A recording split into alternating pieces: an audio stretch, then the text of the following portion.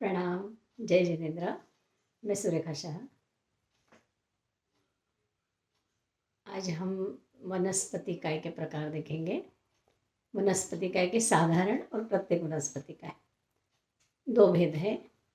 साधारण वनस्पति काय मतलब अनंत जीवों का एक शरीर में अनंत जीव है, वो साधारण वनस्पति काय। उसके लक्षण है, उसके नसें, सांधे, उसके गांठ सब गुप्त रहती है, ऊपर से दिखती नहीं। कोमल रहते हैं, उनको कट करने से एक जैसे पीसेस होते हैं, उसमें से नस से बाहर निकल रही है, आड़े तिड़े पीसेस हो रहे, ऐसा नहीं होता। और उनको काटने से अगर एक पीस को भी ज़मीन में डालो, बो दो, तो उसमें से वो उगते हैं। तो ये लक्षण है साधारण वनस्पति का है। और साधारण वनस्पति का है कौन से हैं? साधारण वनस्पति का है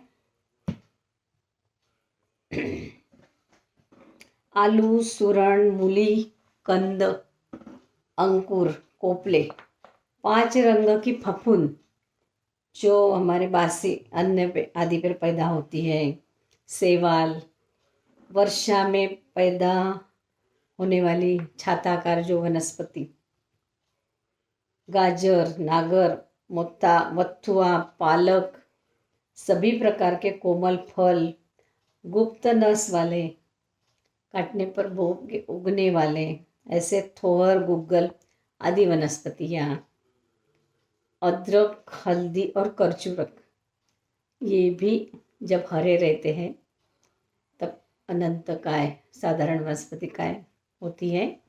पर सूख जाने के बाद इसका औषधियों में बहुत ज़्यादा उपयोग होता है, इसलिए इसको हम वापरते हैं। बाकी दूसरी वनस्पतियाँ सूखने पर उनका औषधि में ऐसा कोई भी प्रयोजन नहीं होता है, सिर्फ और सिर्फ संहार ही होता है। उनको अपने स्वाद के खातिर हम अगर उनको सेवन करते हैं तो 5-10 संख्यात असंख्यात नहीं, अनंत जीवों का संहार होता है। इसीलिए ये जीव अनंत काय का, साधारण वनस्पति काय का हमें त्याग ही करना चाहिए। उसके विपरीत प्रत्येक वनस्पति काय जिसमें एक शरीर में एक ही जीव है, और वो सारे वनस्पति काय के जीवों का शरीर का गठन भिन्न भिन्न प्रकार का होता है। भिंडी अलग रहेगी, कंदूरी अलग रहेगी, ककड़ी अलग रहेगी, और हर एक का अपना अपना शरीर के हिसाब से उनका जीवन रहता है। हर एक वनस्पति उगते समय जब अंकुर रूप होती है तो पहले वह साधारण वनस्पति काय ही होती है, बाद में वह प्रत्येक वनस्पति हो जाती है। जैसे जैसे बढ़ती है फिर वो प्रत्येक वनस्पति होती है। प्रत्येक वनस्पति काय के 12 भेद हैं।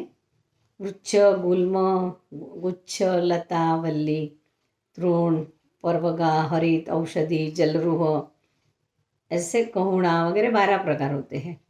अब ये 12 प्रकार में हर एक के 10 भाग होते हैं।